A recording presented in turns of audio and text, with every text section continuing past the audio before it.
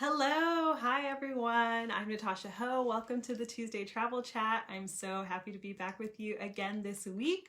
Welcome, welcome. So for this week, we are off to our first African destination. We are going to Marrakech, Morocco, as you probably saw in the description box.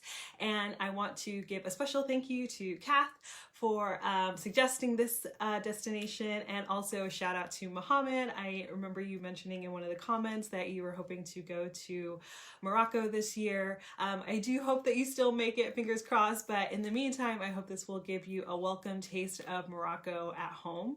So I'm really excited about Morocco and Marrakech because it's been one of my favorite destinations that I visited, and I have lots of fun ideas for things you can do, eat, and watch to bring a Moroccan staycation home so that you can experience Marrakech right in the comfort of your own home. So to start off with, I always like to give a little bit of background so that you know a little bit about the destination and where we're going to for today. So Morocco is located in North Africa. It's right along the Atlantic Ocean, and the city of Marrakech is an ancient city. It's been there for centuries. It was founded by a North African tribe, the Amazigh, and they founded the city of Marrakech in, I think it was 1070. So like I said, it's been there for centuries. It's a really, really ancient city. And the cool thing about Marrakech, like a lot of the places that we've explored and talked about so far, is that there are so many different influences from all those different generations and centuries of people that have lived there, starting with the North African tribe, and then you have the influence of the Moors that also came into that region, and you have the influence of the French who occupied Morocco for some time. So you have lots of different influences. You have lots of different cultural things that are happening there. You have the tribal influence, you have an Arab influence, you have African influence, you have a Western influence, and then there's all these different languages that are spoken as well in Morocco. They speak Arabic there. They also speak the language of the tribe. They're known as the Amazigh, but they're also been called the Berbers. So if you've ever heard the word Berber, that they are from Morocco, and then they also speak French. So it's a really cool amalgamation of a lot of different cultures and a lot of different languages. So you'll see that as we talk about all the things to do in Morocco for your staycation, you'll see that influence from all of these different places all around the world, which I think is a really, really cool piece of travel in general, but really cool about some of the destinations that we've experienced so far.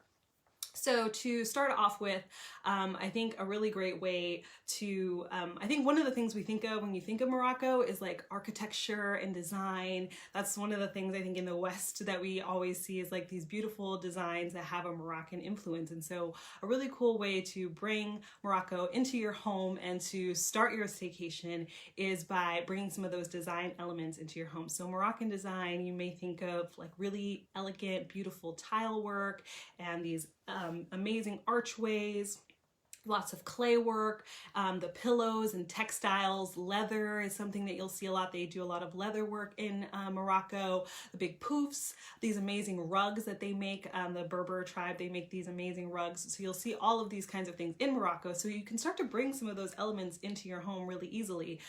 Things like bringing tasseled accent pillows into your space, using some poufs. I love a good pouf that you can, it's really comfy place to kind of sprawl out on the floor. Also things like lanterns. So you can check out some of the lanterns I brought up. These are actually sit in my house. I just brought them up for an accent today, but I absolutely love these lanterns. I fell in love with them from the moment I saw them, and this is another piece. A lot of these are really, really super easy to find, and they can have a life as part of your staycation, but a life in your home afterwards as well. So yeah, the lanterns, rugs are another really great piece. You can find some really beautiful woven wool rugs are another accent piece that you can use to create kind of a space. And we talked about this last week when we talked about the luxury staycation, is creating a space where you can really let all of that be the destination of your staycation within your home, so that you can relax there. You can bring all of the different elements of your staycation there and really transform that into a whole new destination, a whole new experience. So that is one of the things that I recommend, is bringing that into your home. And this is almost like bringing a Moroccan riad into your home. A riad is a traditional home in Morocco, and they have, it's absolutely huge, and they'll have a courtyard in the front. Usually it's built around a water feature like a pool or a fountain. And while we may not be able to get that fancy in our own homes, I mean, if you have a pool in your courtyard at your house, then kudos to you. I want to come over. Please invite me when social distancing and everything is over. I want to come to your house. But a really cool way you can do this is, like I said, by creating a space within your home where you can bring all these different elements in, with pillows, lanterns, rugs, and a lot of things. You'll really easy to find Moroccan inspired elements all over any design store that you go to or online. It's really easy to find some of these elements. So I definitely recommend doing that. And then the next piece I think is a really great idea is to create a Moroccan hammam experience, which will be pretty much the ultimate in relaxation, taking care of yourself, exfoliation. I think right now a lot of us have been stressed out with so much stuff going on in the world, so a bit of relaxation is definitely in order. And a hammam is a traditional like thermal spa experience you'll find a lot in the Middle East and North Africa. And what you'll do is basically similar to, like, you know, sauna spa experience, but then afterward you do a deep cleansing and exfoliation of your entire body, so you can remove all of the toxins and the dead skin and all of that. So if you need some relaxation, if you have like dry skin, if you got crusty feet that need a little bit of exfoliation, all of that, I know I'm definitely in need of a pedicure. I haven't had one in so long, so hammam is definitely in order for me as well. It's a really, really great thing that you can recreate right at home. Like Isaac said, yes, Turkish bath experience. And you can do this at home, or if there is a sauna that's near you that's open that you are able to go to and want to visit a regular spa, you can combine this together with that. So for the hammam, what you usually would do is, like I said, you'll steam. That opens up the pores and allows your skin to breathe, starts to release all of the toxins and things that are inside of your skin. And then you'll use a black soap. And there's a specific soap that's made in Morocco for this experience, a Moroccan black soap. And you'll add that to all over your skin. You'll allow it to soak into your skin for like 3 to 10 minutes. And then after that, you'll use a brush, an exfoliating mitt that you rub all over your body really, really intensely to remove all of the dead skin. And when I did this, it's actually a little bit weird and gross when you see it, but as you rub the skin, you can see all of the dead skin kind of like coming to the surface and peeling off of your skin. But when you're done, you rinse off in the nice hot water and you feel like you have like a snake that's like molted and you have a brand new layer of beautiful fresh skin. It's absolutely amazing. And I think this is a really great one for couples if you want to have a beautiful relaxing experience with your partner.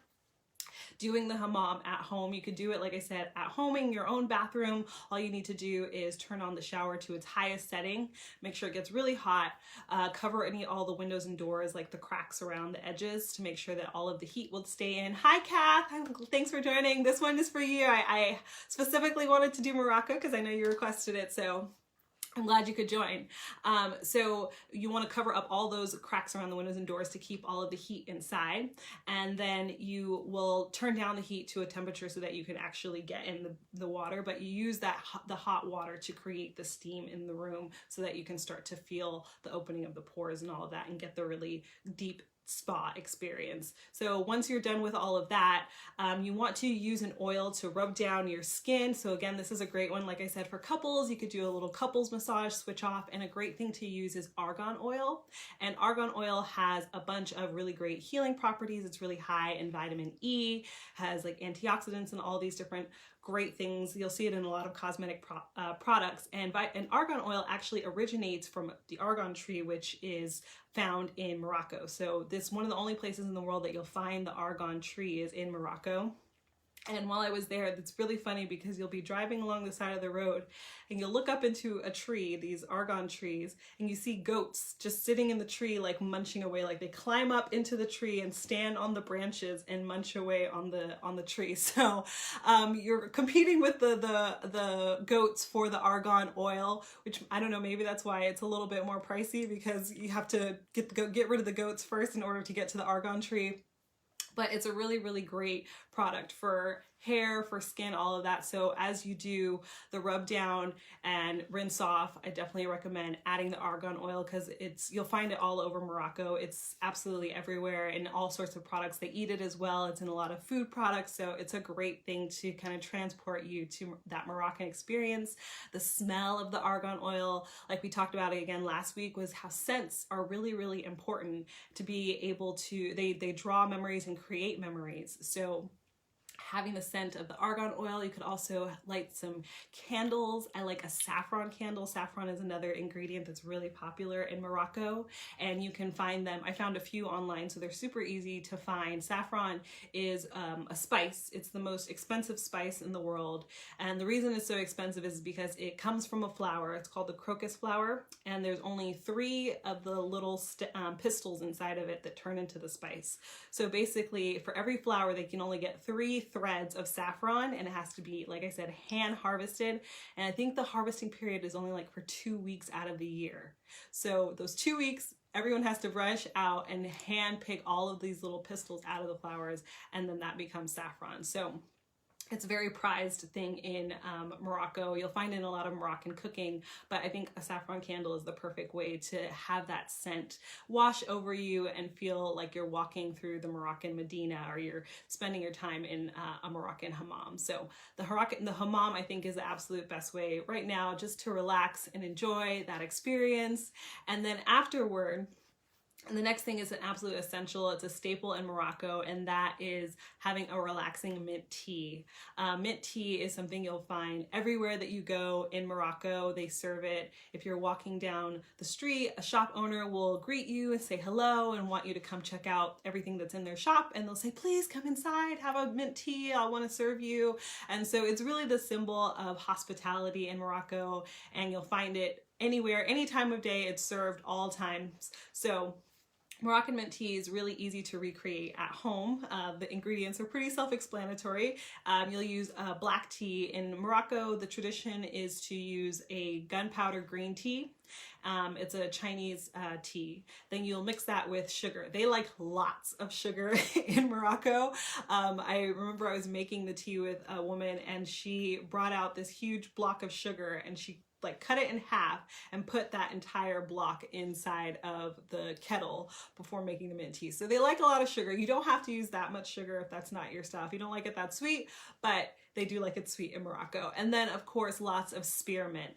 There are tons of different varieties of mint. Any kind of mint is totally fine to use, but lots and lots of mint flavor in the tea. So I have a little bit that I made for myself here, and it's, like I said, really easy to make. I'll include, when I do the blog post, I'll include the step-by-step instructions so you have all of that.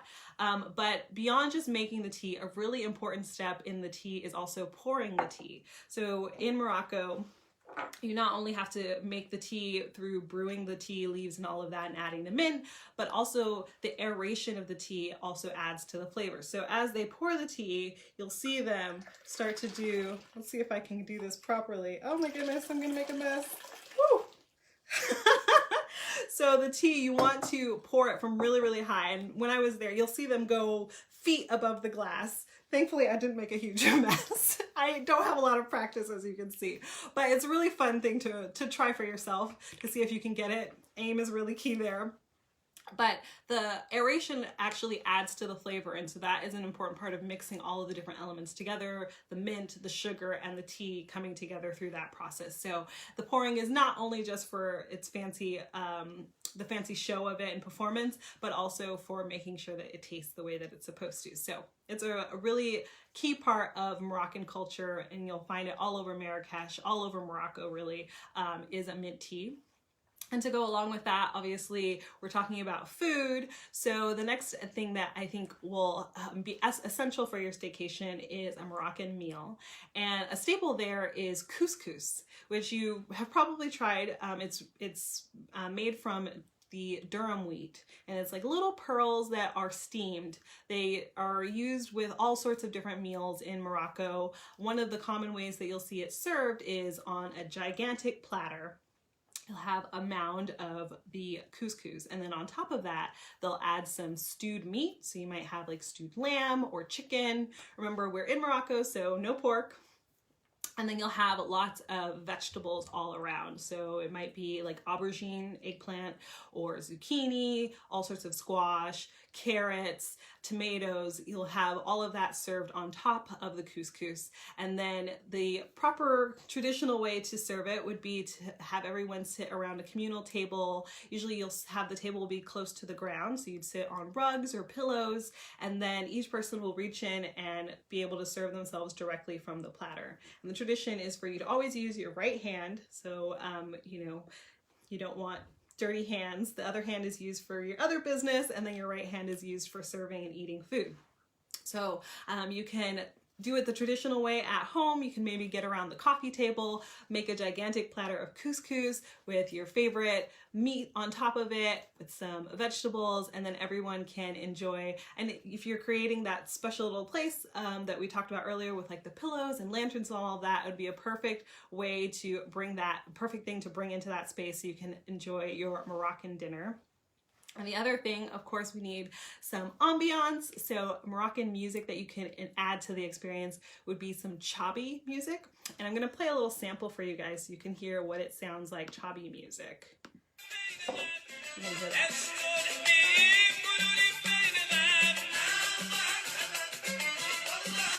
It's actually like very enchanting to me.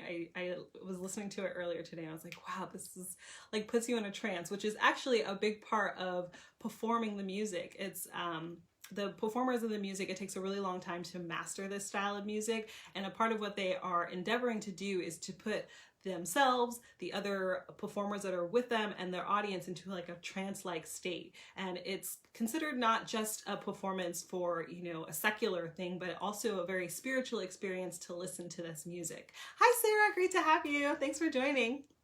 So chabi music, it's really popular all throughout Morocco. It's kind of considered what would be pop music in Morocco, is the chabi style of music, and it has influences from the Arab culture, but also from Western culture, as well as the North African tribes that are there in the North African region. So chabi music, you can find it on Spotify. I found a bunch of videos of it on YouTube, and I'll share some links with you as well in the blog post when I put that up later on today.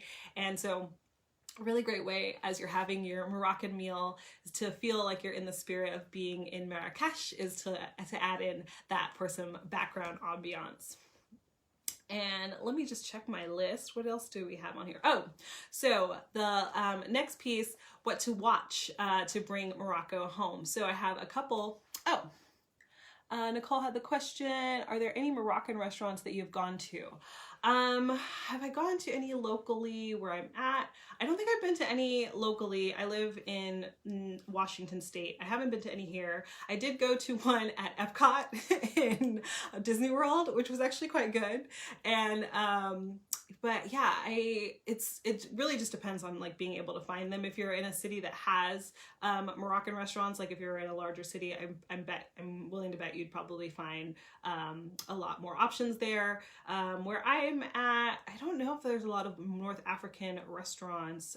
I've only seen like East African restaurants. So if anybody does have, you know, local Moroccan restaurants, favorites of yours, feel free to drop those in as suggestions for places that people might want to try.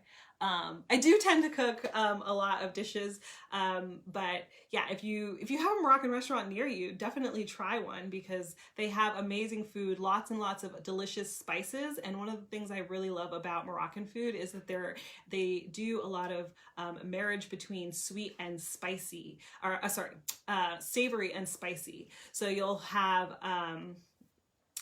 I said that wrong again. Savory and sweet. I'm like in my head keep thinking about spicy. I love spicy food, but the food there is has lots of spices in it, but it's this mixture between savory and sweet. So you'll have like a rice dish and you'll have lots of vegetables in it, but then you'll get tastes of raisins in it. Or you might do a dish that is a casserole, and then on top of it, it's cinnamon and sugar. So there's lots of marriage between the sweet and the savory in the flavors of Morocco and Marrakech.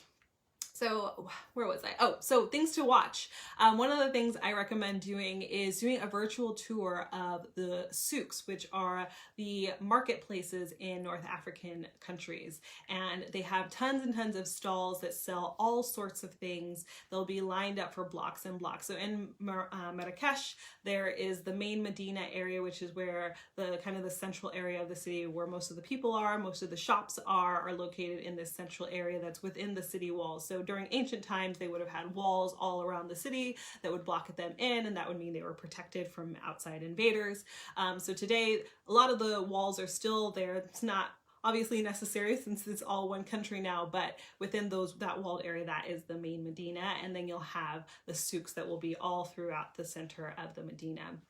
They sell everything from, foods. You'll be able to find restaurants in there, street food shops, leather. There's lots of places that sell all sorts of trinkets and cookware. It's really cool because when I was walking through, they don't have necessarily like a traditional supermarket as you would expect in most Western places. So people do their shopping at all sorts of different little stalls. There's also a lot of places where you can bake your own bread. It's very common in Morocco for people to prepare their bread at home. You'll do all of the mixing and form it into a loaf, and then you take it to a local stove where they'll let you put your bread in there. And so that's kind of the congregating place that people will come in together, and they'll talk with each other and see their neighbors and catch up. It's kind of like catching up in around the water cooler kind of thing. You'll do that at the local bakery. So if you do a virtual tour of the souk, you can get an experience of seeing all these different things. And I'll have a link in the blog post when I put that up this afternoon. So you can get to see all of these different things, and it really takes you into this whole new world of all the things that are happening. It's really a feast for the eyes, a feast for the senses in totality. It's one of the things that I really think of Morocco and Marrakech as being a feast for the senses. There's the smell of all the spices, there are the tastes of these foods, the sweet and the savory. And looking at the market, the souks, there's all sorts of things happening and going on all the time, the music and the sounds of that. So all the senses really get engaged in Morocco, and that's why I think it's a great option for a staycation, because you can bring all of those elements home. You can get all of their senses activated and really feel like you've transported yourself to a new destination. And so for the last piece, the last thing to watch is a movie that I checked out, and I really highly recommend this one. It's called Atlantic. And it is the story of a young man who lives in Morocco and decides he's going to leave for Europe. And so the way that he decides to leave, he packs up his backpack and he's going to windsurf. He grabs his windsurf board and he's going to windsurf across the Atlantic Ocean to get to Europe. And it's this really epic tale. And I absolutely highly recommend it. Really, really cool. And again, like I said, I love stories that are from those parts of the world, because you get to hear the language, be immersed in that, but also get a window into the culture and everything that's happening within the world of these characters. So those are my recommendations for Morocco, specifically for Marrakech. I think it's one of my absolute favorite destinations in the world, and a really, really perfect one for a staycation if you want to bring home a vacation this week, for the weekend, for a day, for whatever amount of time that you want, and even for an evening if you just wanted to have a Moroccan meal. I think it's a really awesome option for a vacation. And thank you again, Kath, for that recommendation. I think it's a super good one. And if any of you guys have other places that you would love to hear about, you have recommendations for me, please let me know, because I love getting inspiration from you guys so I can help you out in creating an awesome staycation. And if you have any questions on how to recreate a Moroccan staycation, other things about what we talked about today, please just feel free to pop those questions in. And if I didn't get to any of your questions that you already threw in, I'll make sure to go through the comments after I hop off the video so I can respond to all of those. But thank you. Let's see, what is that? Oh, okay. That's not relevant. You guys are chatting about where you guys are in the world. I think I saw that Keely and Carol talking about where they are in the world. Welcome. I think, Carol, you're still in Spain, and Keely, I think you're in Texas. So welcome from our friends all over. And thank you again for joining me. I hope you guys have an awesome Tuesday, and I will see you next time. Bye, guys.